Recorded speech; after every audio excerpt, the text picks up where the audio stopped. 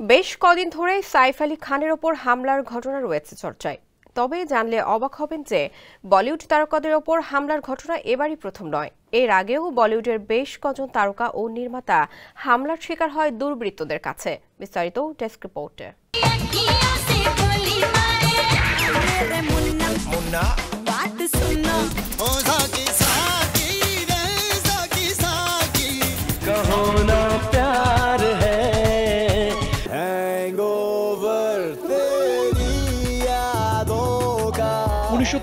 সালে মুম্বাইয়ের দাঙ্গার সঙ্গে সম্পৃক্ততার অভিযোগের জের ধরে ভয়াবহ আক্রমণের শিকার হন মুন্না ভাই এমবিবিএস খ্যাত অভিনেতা সঞ্জয় দত্ত।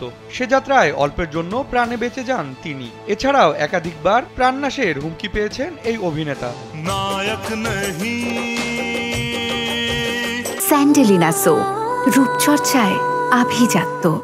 কৃষ্ণসার হরিণ শিকারের ঘটনাকে কেন্দ্র করে গত কয়েক বছর ধরে বলিউড অভিনেতা সালমান খানকে হত্যার হুমকি দিয়ে আসছে লরেন্স বিষ্ণই গ্যাংয়ের লোকেরা। দুর্বৃত্তকারীরা এতটাই হিংস্র ছিল যে বাড়ির সামনে পুলিশ মোতায়েন থাকা অবস্থায় 2024 সালের 14 এপ্রিল ভোররাতে সালমান খানের বাড়িতে লক্ষ্য করে গুলি চালায়। এতে অবশ্য সালমান খান কিংবা তার বাড়ির কেউই হতাহত হয়নি, বরং এরপর থেকে বলিউড ভাইজানের নিরাপত্তা ব্যবস্থা আরও জোরদার করা হয়েছে।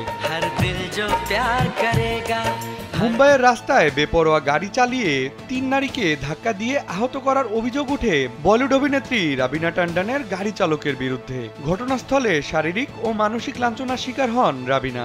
2024 সালের 1 জুন দিবাগত রাতে ঘটনাটি ঘটে। পরিস্থিতি নিয়ন্ত্রণের বাইরে চলে যাওয়ায় সোশ্যাল মিডিয়ায় লাইভ করেছিলেন রাবিনা ট্যান্ডন। বলিউডের বরেণ্য পরিচালক, অভিনেতা এবং প্রযোজক রাকেশ রোশন। তার আরেক পরিচয়, তিনি অভিনেতা ঋত্বিক রোশনের বাবা। 2000 সালে মুক্তি পায় রাকেশ রোশন নির্মিত ও ঋত্বিক রোশন অভিনীত কাহো না প্যার হ্যায় সিনেমাটি। বক্স অফিসে দারুণ সাড়া ফেলে সিনেমাটি, বিদেশেও প্রশংসা কুড়ায় এটি। সিনেমাটি মুক্তির পর আন্ডারওয়ার্ল্ডের মাফিয়ারা চেয়েছিল ঋত্বিক রোশন যেন তাদের সিনেমায় কাজ করে, কিন্তু রাকেশ রোশন তা প্রত্যাখ্যান করে দেন। একই বছর মুম্বাইয়ে তার অফিসের সামনে তাকে দুবার গুলি করা হয়। এতে গুলিবিদ্ধ হন রাকেশ রোশন। গুলিবিদ্ধ হলেও চিকিৎসার পর তার জীবন রক্ষা পায়।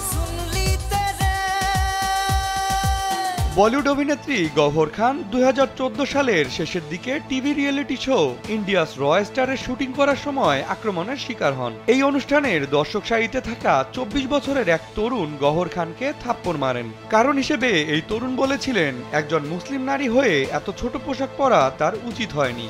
এ ঘটনার পর মামলা দায়ের হয় এবং ওই তরুণকে পুলিশের কাছে হস্তান্তর করা হয়।